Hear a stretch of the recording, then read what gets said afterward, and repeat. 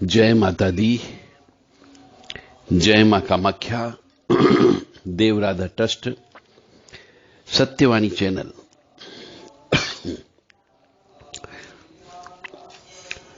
जय भगवती देवी नमो वरदे, जय पाप विनाशिनी बहुफल दे, जय शुंभ निशुंभ कपाल धरे, प्रणमामि तु देवी नराति हरे। जय जय वैष्णव देवी मां, जय जय वैष्णव देवी मां, जय मां, जय मां, जय मां, जय जय मां। ऐ गिरि नंदिनी नंदित मेदिनी विश्व विनोदिनी नंदनुते, गिरिवर विंध्य शिरोदिनी वासिनी विष्णु विलासिनी जिष्णुनुते, भगवती है शिति कंठ कुटुंबिनी भूरि कुटुंबिनी भूरि कृते, जय जय है महिषासुर मर्दिनी रम्यक परदिनी शैलसुते। काली काली महाकाली, काली के पापनाशिनी, खड्ग हस्ते मुंड हस्ते, काली काली नमस्तुते। वो महाकाली मुर्दे पर सवार है, शमशान भूमि उसका घर है, बड़ी बड़ी आंखें हैं।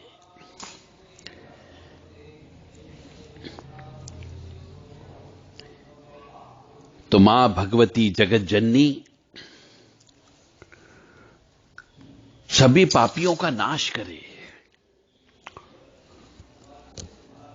ऐसी कामना हम उनके चरणों में करते हैं। आज का जो मुद्दा है,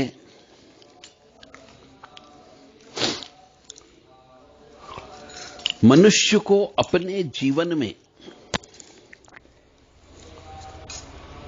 अपने माता पिता से, दादा दादी से संस्कार प्राप्त करना चाहिए। और हर माता पिता को अपने बच्चे को हिंदू संस्कार देना चाहिए। बच्चा जैसे जैसे बड़ा होता है उसके सामने जप करना चाहिए, उसके सामने तप करना चाहिए, उसके सामने आरती करना चाहिए, उसके सामने दीपक लगाना चाहिए, उसके सामने ब्रह्म मुहूर्त में उठना चाहिए, उसके सामने रह करके घर पे कभी कभी अनुष्ठान भी कराना चाहिए। जैसा बच्चा अपनी आंखों से देखता है वैसा ही उसके ऊपर संस्कार पड़ते हैं। परंतु आजकल के माता पिता, बच्चा सवेरे 6 बजे स्कूल चला जाता है, 2 बजे आता, 2 बजे पिता अपने ऑफिस या कार्यालय में होता है, अपने व्यवसाय स्थल पे होता है, और पिता जब रात को 10 बजे तक आता है तब तक बच्चा सो जाता है।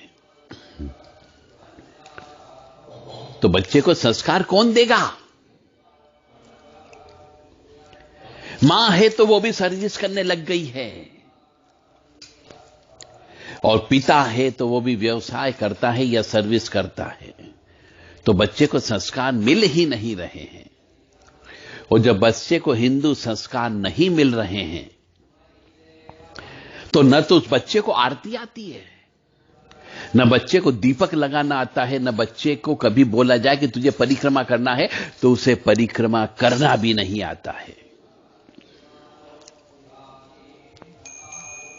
न कभी धोती पहनना आता है उसे, न तिलक लगाते हैं, और न चोटी पहनवाते हैं, न चोटी बनवाते हैं उसकी। यानी कि आपने अपने बच्चे को पश्चिमी संस्कृति के रंग में डुबो दिया। कभी अपने बच्चे ने अपने पिता को किसी के चरण स्पर्श करते हुए नहीं देखा। क्यों? क्योंकि बच्चा 6-7 बजे तो स्कूल के लिए चला जाता है और जब पिता आता है तब तक वह सोता रहे। संयुक्त हिंदू परिवार समाप्त हो गया। तो एक पिता किसके पैर छुए? पिता के साथ तो रहता नहीं है वह, न चाचा चाची के साथ रहता, न रिश्तेदारों के साथ रहता है। तो ये जो संस्कार हमारे यहां पे थे, ये अब सब खत्म हो चुके हैं और उसी का फल है। मैं आज आपको एक सच्ची घटना बताने जा रहा हूं, इसलिए मुझे ये सब चीजें पहले आपको बताना पड़ी। एक परिवार है, एक परिवार में 2-3 बच्चे पैदा होने के बाद मर गए। यानी कि उन बच्चों की आत्मा अकाल मौत के अंदर कन्वर्ट हो गई। क्योंकि बच्चे पैदा होने के बाद मरना, चाहे लड़का हो या लड़की हो, अकाल मौत कहलाती है, क्योंकि पूरी उम्र नहीं जी। और यदि कोई बच्चे गर्भ में मर जाते हैं तो वो भी अकाल मौत कहलाते हैं। देखो, मेरा काम है आपको ज्ञान देना। आप लेना या नहीं लेना आपके ऊपर निर्भर करता है, कोई प्रेशर नहीं है।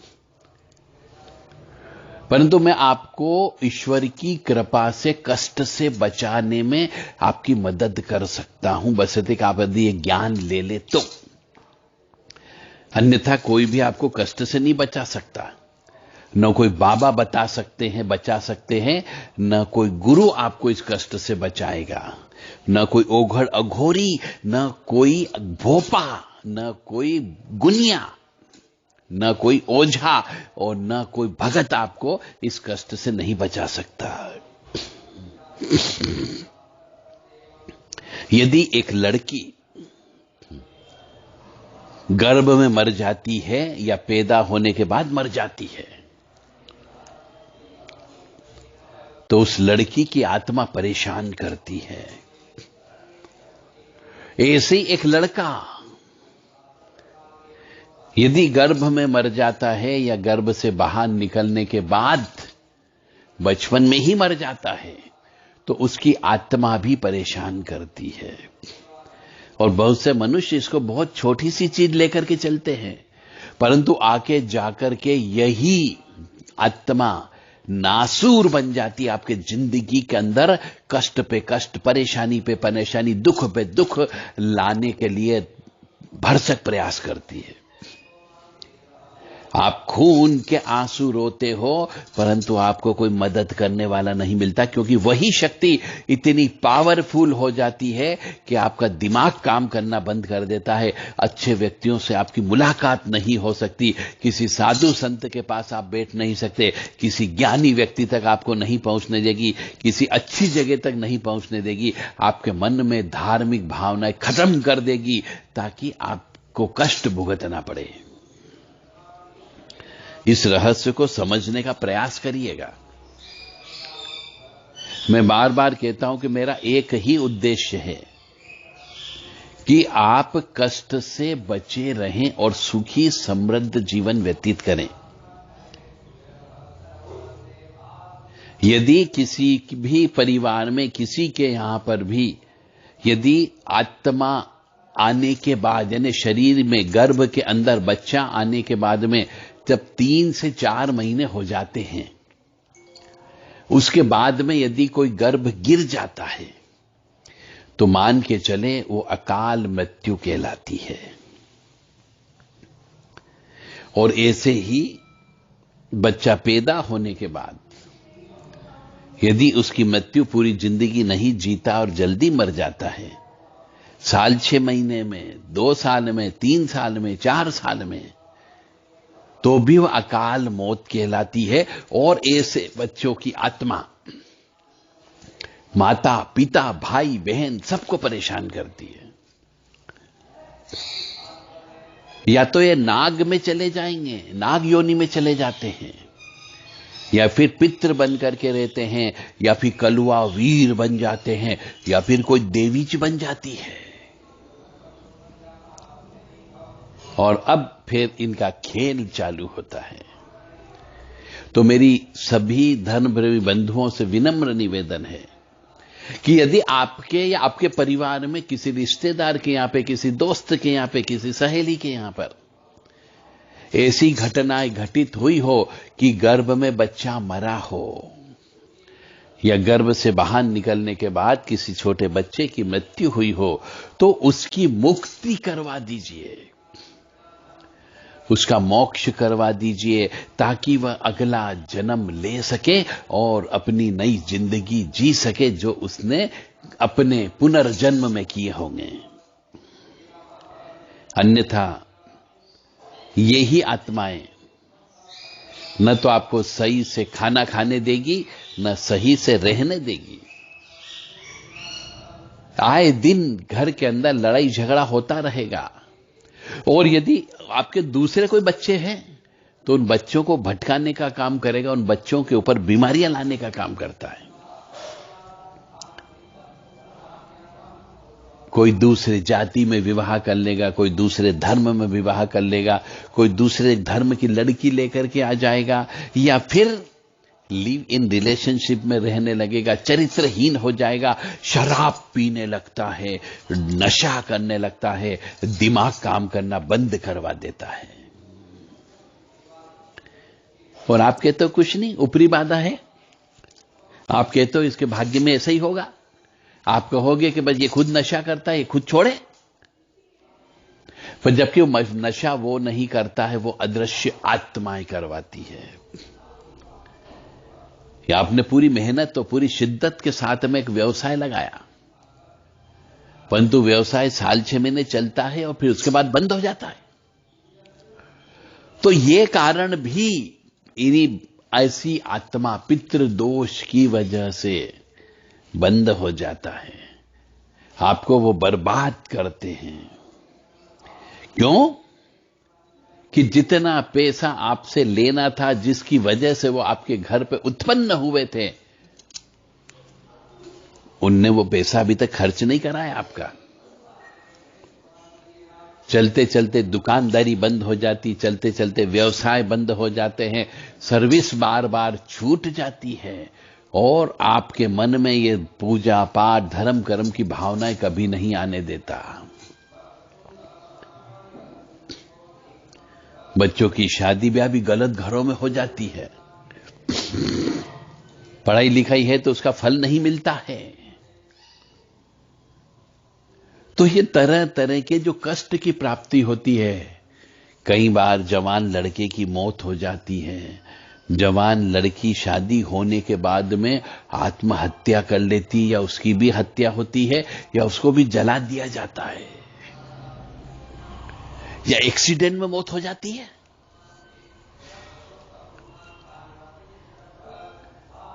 तो इन सब का कारण, यदि एक माता पिता भारतीय संस्कृति से ओतप्रोत रहते हैं, तो निश्चित तौर से उन्हें मालूम होता है कि मेरा भाग्य कैसा होगा, उसके लिए वो जन्मपत्री चेक करवाता है। क्या लगता है 200-400 रुपए लगेंगे, 500 लेगा, कोई व्यक्ति 1000 लेगा, कोई व्यक्ति 2000 लेगा। दीजिए पैसा, अपनी और अपने बच्चों की और अपनी पत्नी की जन्म पत्रिका अवश्य चेक करवाओ। और एक नहीं, मैं कह रहा हूं 10-10 ज्योतिषाचार्य के पास जाओ, थोड़ा सा विश्वास तो करो। और प्रश्न आपके लिमिटेड होना चाहिए कि क्या किसी की अकाल मृत्यु की संभावना तो नहीं है, क्या किसी के ऊपर प्रेत बाधा लगने की संभावना तो नहीं है,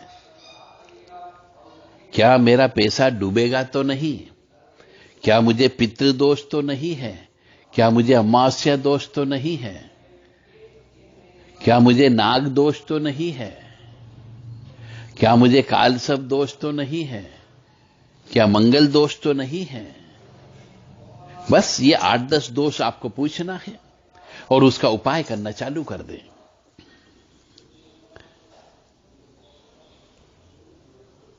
क्योंकि यदि एक पिता और माता दोनों की पत्रिका में जो रिजल्ट निकल के आता है वो काफी कुछ हद तक एक्यूरेट होता है कि उनके भाग्य में कितने बच्चे रहेंगे, कितने बच्चे गर्भ में मरने की संभावना है।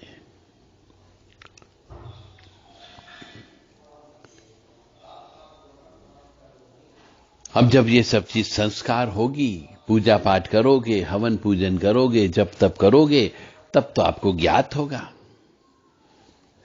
कभी आपने जिंदगी में महामृत्युंजय के जप नहीं करवाए? कभी आपने अपनी जिंदगी में हनुमान जी को चोला नहीं चढ़ाया? कभी आपने अपनी जिंदगी में उपवास नहीं रखा? कभी आपने अपनी जिंदगी में रुद्राभिषेक नहीं कराया? कभी आपने अपनी जिंदगी में श्री दुर्गा सप्तशती का हवन नहीं करवाया, पाठ नहीं कराया? तो आपका भाग्य कैसे खुलेगा? आपको कैसे पूर्वामान होगा? कुछ भी नहीं हो सकता है। मतलब ऐसा मनुष्य जो अर्ध नास्तिक रहा या अर्ध आस्तिक रहा, जिंदगी में जिसने कभी हवन पूजन देवी देवता इनके ऊपर विश्वास नहीं किया, तो उसके यहां पर तो कष्ट और दुख परेशानी जो होना है वो तो उठेगी ही उठेगी। तांत्रिक बाधा भी उठेगी, काला जादू भी उठेगा, नजर दोष भी उठेगी और अकाल मौत भी होती है। तो मानो या न मानो, यह सत्य है। इसलिए मेरी सभी धर्म प्रेमी बंधुओं से विनम्र निवेदन है कि अपने अपने क्षेत्र में अच्छे किसी बड़े बुजुर्ग अनुभवी ज्योतिषाचार्य के पास जाएं, अपनी स्वयं की और अपने बच्चों की पत्रिका अवश्य चेक करवाएं और लिखवा के लीजिए। मैं पुनः एक बार और बोल देता हूं कि क्या किसी बच्चे को कालसर्प दोष है, यह प्रश्न अवश्य पूछिए।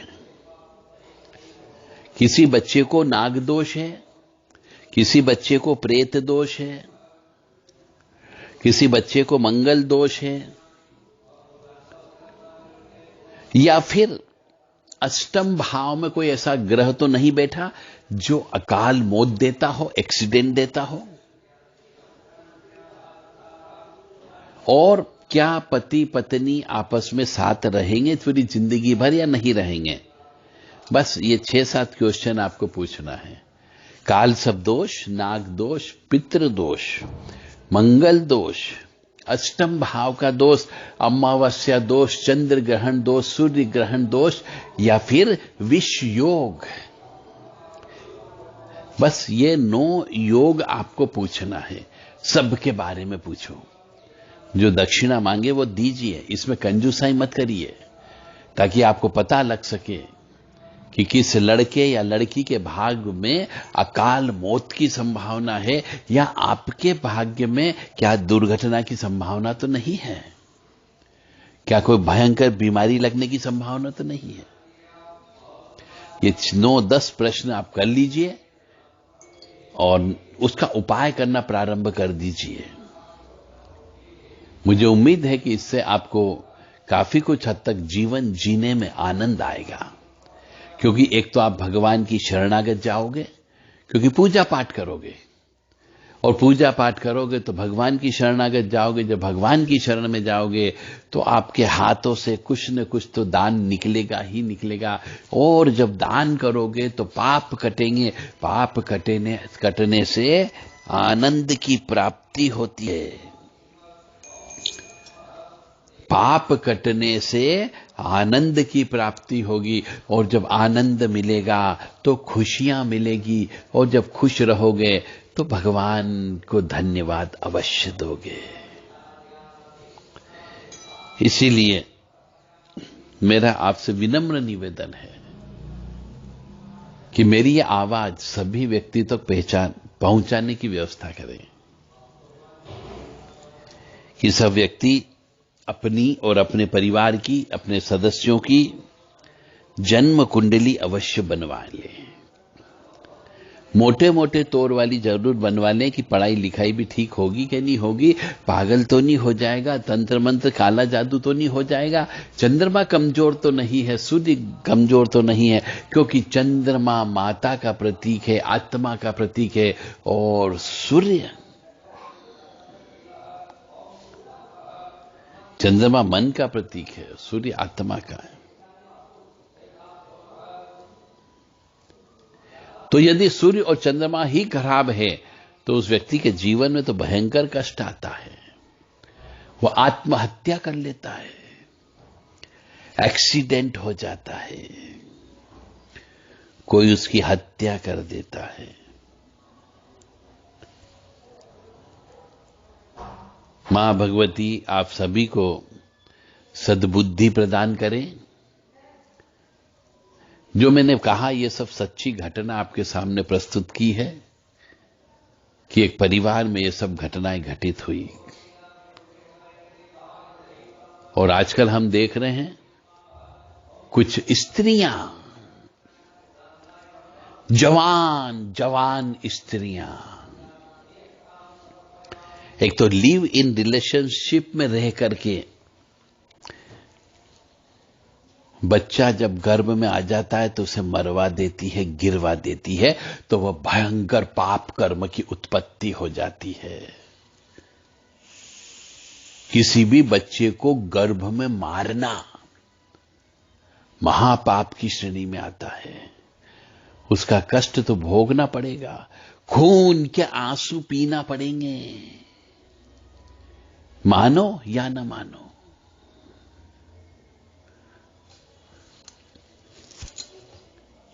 और उसी प्रकार से मनुष्य के जीवन में कई बार जो अक्सर हम देख रहे हैं, कैरियर कॉन्शियस स्त्री अपने कैरियर के चक्कर में बच्चे के गर्भ में बच्चे को मरवा देती है। और कभी कभी पति पत्नी के झगड़ों की वजह से वो 7 माह, 6 माह, 4 माह के बच्चे को गर्भ में कटवा देती है।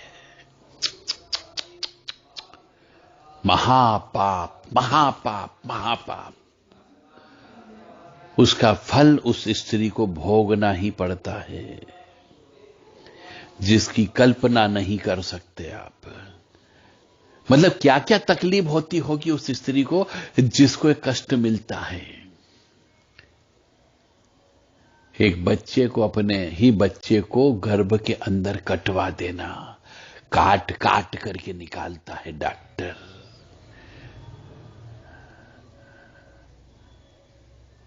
महापाप, महापाप, महापाप। अब फिर आप कहोगे साहब कैंसर हो गया, किडनी फेल हो गई, रतौंधी हो गई, आंख से दिखना बंद हो गया, लकवा लग गया, घुटने से चलने की नहीं बन रही है, काम करने की नहीं बनती है, पड़े पड़े सड़ते हो। यही जीवन की सच्चाई है। पति छोड़ देता है, बच्चा भी छोड़ के चला जाता है, अकेले जीवन व्यापन करना पड़ता है। मनुष्य को अकेले जीना पहाड़ के बराबर लगता है। कैसे टाइम पास करे? तो ऐसा मनुष्य वृद्धाश्रम में चला जाता है, तरह तरह की बीमारियां लेकर के, जहां उसको अग्नि देने वाला भी नहीं मिलता है। ये सब उस ईश्वरी संरचना का खेल है, परमपिता परमात्मा का खेल है। तो अभी भी समय है यदि आपसे पाप कर्म हो गया, गर्भ में बच्चे को गिरा दिया, गर्भ में बच्चे को कटवा दिया, या फिर बच्चा पैदा होने के बाद मर गया, तो अभी भी समय है उन बच्चों की आत्मा के लिए हवन करें, अनुष्ठान करें, श्रीमद् भागवत कथा पुराण करवा लें, पितरों की मुक्ति करवा लें, अतृप्त आत्माओं को मुक्त करवा दें, ताकि जो शक्तियां आपको कष्ट देने वाली है वो भी कष्ट कम देंगी। अन्यथा आपका जीवन तड़प तड़प करके आपको मरना होगा। जय माता दी, जय मां कामाख्या। मां भगवती जगत जननी आप सबको सद्बुद्धि प्रदान करे, ऐसी कामना हम मां जगत जननी के चरणों में बारंबार शीश नवाते हैं और सभी से कहते हैं कि दुर्गति नाशिनी दुर्गा जय जय, काल विनाशिनी काली जय जय, उमा रमा ब्रह्मानी जय जय, सीता राधा रुक्मणी जय जय। ये 8 देवियां हैं, ये आपकी दुर्गति का भी नाश करेगी। इनको जपो, इनके नाम लो बार बार, परंतु आप तो कैरियर कॉन्शियस हो, आप कहां से नाम लोगे? और आपके पाप कर्म इतने ज्यादा बढ़ गए हैं कि नाम लेने में आनंद ही नहीं आएगा। जैसे ही नाम लेना चालू करोगे उबासी आना चालू हो जाएगी, जैसे ही नाम लेना चालू करोगे सिरदर्द होने लग जाएगा, भगवान के आगे आप बैठ नहीं सकते क्योंकि भयंकर पापी बन चुके हो।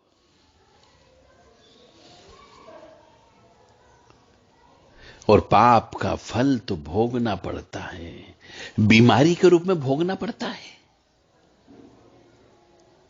शुगर की बीमारी हो गई, बीपी की बीमारी हो गई, रसगुल्ला रखा है पर खा नहीं सकते, घी से बनी हुई चुपड़ी हुई रोटियां रखी परंतु सूखी रोटी खाने को मजबूर हैं। ईश्वर की दया से सब कुछ है पर खा नहीं सकते। क्यों? पापी हो। अपने पापों का प्रायश्चित करो ताकि ईश्वर कुछ कष्ट में कमी कर सकता है। परिहार पूजा करो, प्रायश्चित पूजा करो। अब आपकी इच्छा। मैंने मां भगवती जगत जननी को साक्षी मान करके आपके सामने मेरे दिल की बात रख दी। जैसा मां भगवती का आदेश था वैसा मैंने आपको बोल दिया। अब आप लोगों की इच्छा, आप सुखी रहना चाहते हो या दुखी रहना चाहते हो, यह निर्णय अब आपको करना है, आपके माता पिता को करना है। जय माता दी, जय मां कामाख्या। यदि आप ज्योतिष से संबंधित आपकी कोई भी प्रश्न हो, समस्या हो, पत्रिका बनवाना हो, देव राधा ट्रस्ट से संपर्क कर सकते हैं। यदि आप वास्तु दोष वाले मकान में रह रहे हो तो वास्तु दोष के ऊपर किताब लिखी गई है, वह किताब ले सकते हो। यदि आपके और आपके परिवार के ऊपर अमावस्या दोष, नाग दोष, पितृ दोष, काल सर्प दोष है, प्रेत दोष है, तो इसके ऊपर भी किताब लिखी गई है। आप वह किताब खरीद सकते हैं। आपको बहुत सारा रहस्यमयी ज्ञान प्राप्त होगा। यहां पर पैसे की कीमत नहीं होती, कीमत होती है उस ज्ञान की जो आध्यात्म का ज्ञान रस से संबंधित है। आपकी इच्छा, किताबें खरीदना या नहीं खरीदना। हमने तो ज्ञान के लिए किताबें लिख दी हैं, जिसके भाग्य में होगा वह खरीदेगा। 7987237885 पर संपर्क कर सकते हैं व्हाट्सएप के माध्यम से। 9893128047 पर भी संपर्क कर सकते हैं व्हाट्सएप के माध्यम से, और 7649862712 पर भी संपर्क कर सकते हैं व्हाट्सएप के माध्यम से किताबें खरीदने के लिए और पत्रिका बनवाने के लिए। दुर्गति नाशिनी दुर्गा जय जय, काल विनाशिनी काली जय जय, उमा रमा ब्रह्मानी जय जय, सीता राधा रुक्मणी जय जय। दुर्गति नाशिनी दुर्गा जय जय, काल विनाशिनी काली जय जय, उमा रमा ब्रह्मानी जय जय, सीता राधा रुक्मणी जय जय।